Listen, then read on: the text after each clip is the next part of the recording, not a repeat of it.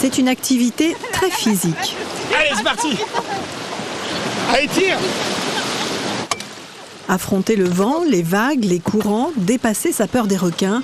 Dans la baie de Saint-Paul, une quinzaine de femmes viennent chaque semaine apprendre la voile.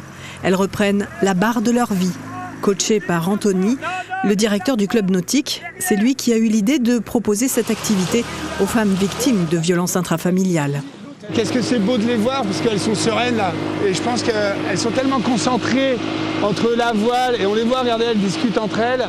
Le paysage qui est magnifique, elles oublient un peu tout ce qu'elles ont subi ou leur quotidien qui doit être dur. Violentée par son ex-conjoint, Lucie pratique cette activité depuis 5 mois. Elle regagne peu à peu confiance.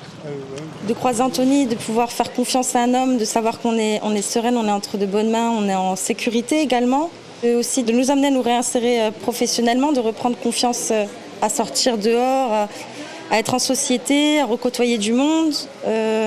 Et puis d'échanger aussi avec d'autres femmes en fait, qui sont passées des fois dans les mêmes conditions que nous. Plusieurs associations ont collaboré pour mettre en relation les femmes victimes de violences avec le centre nautique. Ce sont des femmes qui sont dans la reconstruction, qui veulent vraiment s'en sortir et qui ont le courage, comme on dit bien, si bien à La Réunion, tomber levé.